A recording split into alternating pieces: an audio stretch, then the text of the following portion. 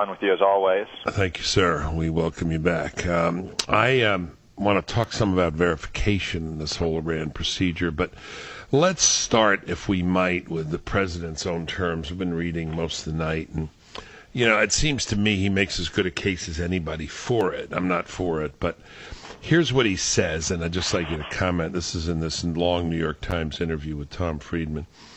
Don't judge me on whether the deal transforms Iran, ends Iran's aggressive behavior, or leads to détente between Shiites and Sunnis. Judge me on one thing only. Does this deal prevent or make less likely Iran breaking out with a nuclear weapon in the next 10 years? That's a fair way to put it. What's the answer?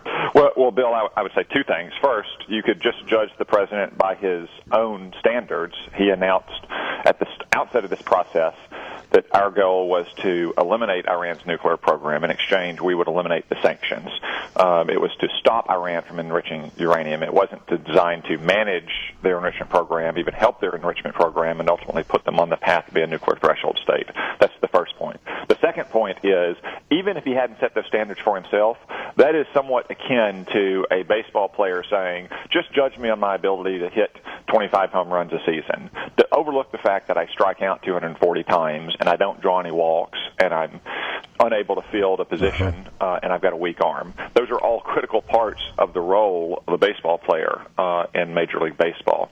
Well, yes, Iran's nuclear program is very important, but their regional aggression and their support for terrorism around the world and their odious human rights record are all also critical parts of Iran's role in the world, and we should be standing up to Iran in all those ways.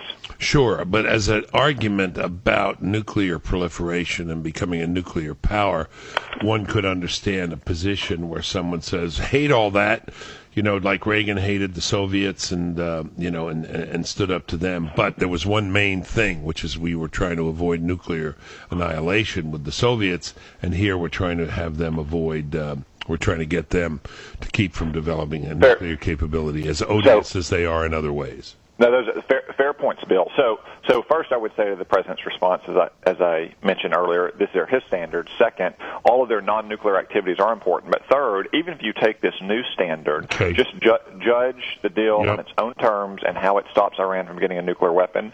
I would say, as Prime Minister Netanyahu said, that this doesn't block Iran's path to a bomb; it paves their path to a bomb.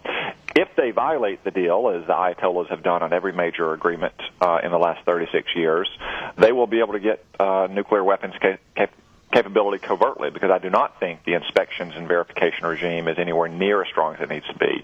But even worse, if they follow the deal, with all of the support they get for their nuclear program, all the concessions we made, plus the $150 billion signing bonus, plus the lifting of the conventional arms embargo, in 8 to 10 years, Iran will have nuclear weapons and ballistic missiles with a healthy economy and a much stronger military. And I guess the hope is Iran will change its nature in 8 to 10 years. But let me tell you how unlikely that is, Bill. Yeah. How unlikely they are to change in, say, 9 years. 9 years ago, Iran was trying to kill me and kill my soldiers in Iraq. Yeah. Fortunately, we were lucky, but hundreds of other soldiers were not, and they died at the hands of Iranian-made bombs and Shiite-supported militias. That's why I think the American people are going to repudiate this deal. Okay, good full answer. Can you help us, me, and our audience? A lot of people have said don't understand the verification and inspection procedures and why critics are so tough on them. The headlines. Let me get these that were running all over Fox News yesterday. I just was watching Fox, but other news too. Iran deal key points: must disable 2/3 of centrifuges. Sanctions return if Iran violates deal. Let's just take those two. Those obviously depend upon what we can know and find out, right? Inspection and verification. What's the problem there? Well, first, Bill, I want to go back to a point that the president made and to which you alluded, is the comparison to the Soviet Union. All right. We did negotiate arms control treaties with the Soviet Union, although I would point out they were treaties ratified by the Congress, not unilateral agreements. Yeah. However, the key difference is the Soviet Union was already a nuclear power and already had the capability to destroy the American way of life. Iran doesn't have that. That's a radically different posture. And the Soviet Union also was resistant to inspection. So we limited our inspections and verification for most of the Cold War to things that we could verify with our satellites, big ballistic missiles. In Iran, you're talking about groups of centrifuges that can fit in, say, a building the size of a high school gymnasium or a football field, in a country that's 2.5 times the size of Texas. Yeah. So inherently, trying to stop, and this is an uncooperative government. They are going to, you're going to have a bunch of European scientists land at Tehran who are dedicated public servants, but they don't speak the language. They're probably going to be given vehicles that don't work and don't have air conditioning in the summer and stay in hotel rooms that don't have hot water, and the Iranians are going to be continually disrupting their activities.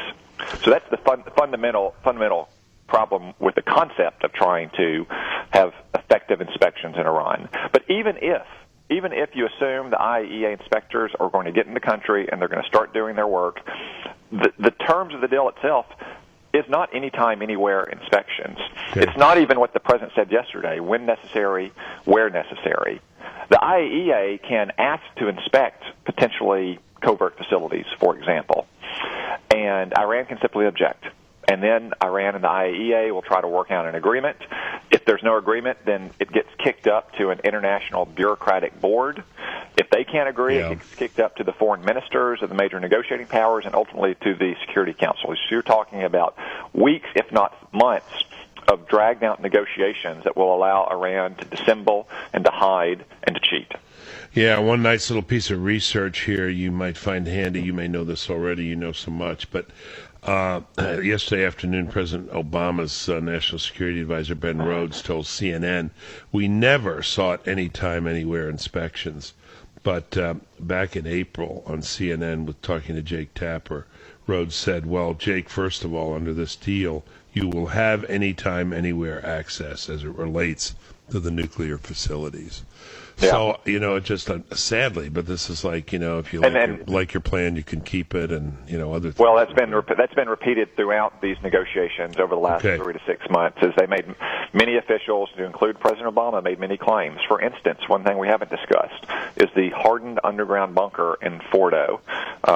Right. They don't need, as President Obama himself said in December of 2013, Iran does not need a hardened underground military bunker for a peaceful nuclear program, and they won't get to keep it. Now they're going to get to keep it. In fact, we're going to help them conduct research there. But this just goes back, again, to the point about the fundamental nature of the Iranian regime. Anytime, anywhere inspections happen in places like South Africa, or they happen in the former Soviet satellite states after the Soviet Union collapsed, when states want to get rid of their nuclear weapons program, they welcome IAEA inspectors in. They say, here, we will take you to the sites where these weapons and this material is. Please help us get it out of our country because we want to join the civilized world in stopping nuclear proliferation. All right, we have great respect for your time, and you've got a lot to do. We're going to let you go here in 2 minutes. And by the way, your point about you and your men was not lost on me or the audience. I didn't comment, but believe me, we absorbed that. One thing, I don't know that I've ever disagreed with you, but I think I do on this one. Senator Cotton, according to Newsmax, Congress will kill the deal. The American people will repudiate this, and I believe Congress will kill the deal. Is that a hope or a prediction? Both. Okay. Okay. I think it's safe to say that yesterday was the best day for the advocates of this deal. Okay. They negotiated it. They knew all the ins and outs of it. They were prepared to make their case, and I don't think yesterday was all that good of a day. You had many members of Congress, to include Democrats, who expressed, if not outright opposition, then deep skepticism. Bob Menendez, a Democratic senator from New Jersey, for instance. Even Debbie Wasserman Schultz, the chair of the Democratic National Committee, expressed her deep reservations yesterday. And just remember, just 2 years ago, when I was in the House of Representatives, 400 members of Congress out of 435 voted to impose tougher sanctions on Iran over the objections of the administration. That gives you the sense of where the sentiment is. And as we learn more about this deal going forward, the American people, I believe, will repudiate it, and therefore their elected representatives will kill the deal. And we'll find that out, enough of it out in 60 days, within the next 60 days? Yes, Bill, I believe so. Even today, you can see that many Americans are beginning to learn that we don't have anytime, anywhere inspections. We, in fact, have a bureaucratic international commission that Iran can game and dissemble with for weeks at a time. All right. We're glad you're there. We don't want to keep you further. You got important work to do. Thank you, Senator Cotton. Thanks very much, We Bill. admire you very much. Thank you, sir.